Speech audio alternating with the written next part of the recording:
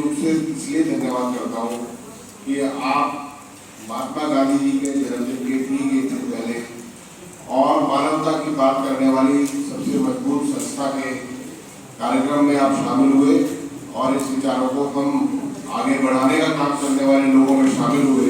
इस सब के लिए मैं आप सबका भी और हमारे मंच पर बैठे सभी नेतागणों का धन्यवाद करता हूँ। और मानवता की अगर हम बात करते हैं तो मानवता की बात हिंदुस्तान छोड़िए पूरी दुनिया के अंदर हजारों साल से जब भी हम पहली बार इंसान ने कुछ धरती पे काम करना शुरू किया होगा तभी से हमने बात की है मानवता की, इंसानियत की। और एक अच्छा इंसान वो सभी के लिए अच्छा है और एक खराब जो उसके अंदर बुराई अगर आ जाती है किसी भी तरह की तो वो सभी के लिए खराब है, वो उसके लिए भी खराब है। तो ये चीज हमारे पुराने लोगों ने की और तमाम तरह के जो समाज सुधारक पूरी दुनिया में हुए हैं और अलग अलग समय में हुए, सबने अपने अपने तरीके से हर बात को कह चुके हैं। वो सब बात आप हम सब लोग जानते हैं। और लेकिन आज जरूरत इस चीज की है जो एक कार्यक्रम है कि किस लिए किए जाते हैं, क्यों किए जाने चाहिए और क्यों हमें इसमें शामिल होना चाहिए, कि इसलिए कि वो अगली पीढ़ी तक जाने का काम हम लोग करें, उन्हें अपने बच्चों में और अपने अगली पीढ़ी में लाने का काम करें। ये सबसे पहले जिम्मेदारी है। आप हम सब लोग जानते हैं कितने लोग हैं जो इस चीज को हम समझ सकते हैं या हम अपने बच्चों में लाने की कोशिश करेंगे। ये सबसे बड़ी चीज है क्योंकि आने वाली जो समाज की जो नींव है वो आने वाले बच्चे हैं। और हम लोगों ने अगर उस सिस्टम को, उस तंत्र को और उस सारी व्यवस्था को अगर कमजोर कर दिया कि जो अगली पीढ़ी को मजबूत करने का काम करेगी, तो इस हिंदुस्तान की जो लहराती फसल है उसको उजाड़ने का काम करेंगे। ये और उसे बचाना है हमें। हम पानी देने वालों में है, हम निराई गुड़ाई करने वालों में है और हम हिंदुस्तान की उस खुशहाली, उस हरियाली, उस प्रगति को बचाने वाले लोगों में से।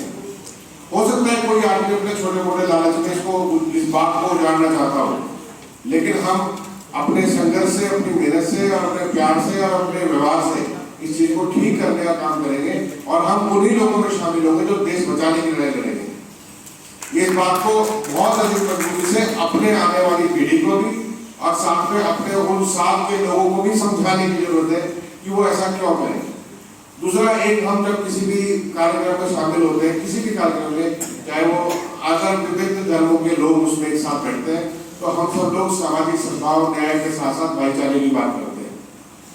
और कभी आप ध्यान देना, जो भी आदमी धर्मांधता की बात करेगा, जो भी आदमी कट्टरवादी होगा, वो सबसे पहले अपने ही भाई को चारा बनाता है।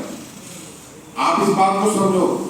जो आदमी सीधा सच्चा होगा, अपने धर्म क्या है, जो हमें अपने परिवार से मिला, वो हमारा धर्म है। जो हमारी माँ ने हमें सिखाया, हमारे परिवार ने, पड़ोसियों ने सिखाया, हमारे शहर वालों ने सिखाया, वो धर्म है।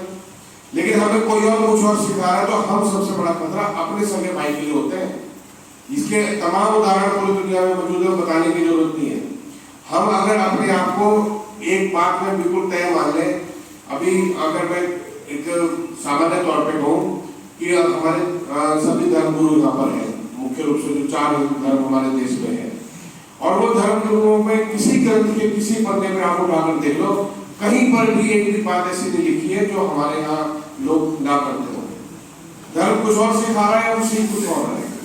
तो इसलिए हमारे जितने समाज सुधारक हुए हैं, चाहे वो कोई भी व्यक्ति हो, चाहे कबीरदास जी रहे हो, चाहे वो सूरदास जी रहे हो, मैं 2 नाम लेके इतनी बात, क्योंकि बहुत लंबी लिस्ट है, दोनों ने एक ही बात कही कि आपके अंदर की इंसानियत और आपको जानवर, एक जानवर से जो अलग करती है वो आपका भाईचारा और प्रेम है एक दूसरे के साथ। कभी किसी हिरण को दूसरे हिरण से प्रेम करते हुए देखा है? कभी आपने सुना है कि एक हिरण अगर शेर के आगे फंस गया तो दूसरे हिरण ने अपनी जान देकर उसकी जान बचाई हो? लेकिन इंसान के सामने दुनिया में 1 करोड़ ऐसे मामले होंगे जहां लोगों ने दूसरे इंसान की जान बचाने के लिए अपनी जान दांव पे लगा दी। और मुझे आज भी याद है, एक शेख अब्दुल्ला जो जम्मू कश्मीर के जो प्रमुख नेता थे, जम्मू कश्मीर के अंदर उन्होंने एक बात कही थी जो उनकी विधानसभा के अंदर, और वो बात आपको हमेशा याद रखनी होगी और हमेशा याद रखनी चाहिए भी। उन्होंने कहा था कि हिंदू की रक्षा के लिए मुसलमान अपनी जान लड़ा दे और मुसलमान की रक्षा के लिए हिंदू जान लड़ा दे, यही हिंदुस्तान है। और कश्मीर जो भारत में कभी जब जुड़ा तब उन्होंने उनको ये बात कही। वो समझ गए, लेकिन हम समझने में थोड़ी सी गड़बड़ कर रहे हैं, लेकिन हम बचाने वालों के साथ खड़े होंगे। और ये संस्था को के सभी पदाधिकारियों का मैं इसलिए विशेष रूप से धन्यवाद दूंगा कि कितनी भी तेज आग चल रही हो, ये पानी डालकर बुझाने वालों के साथ खड़े हैं।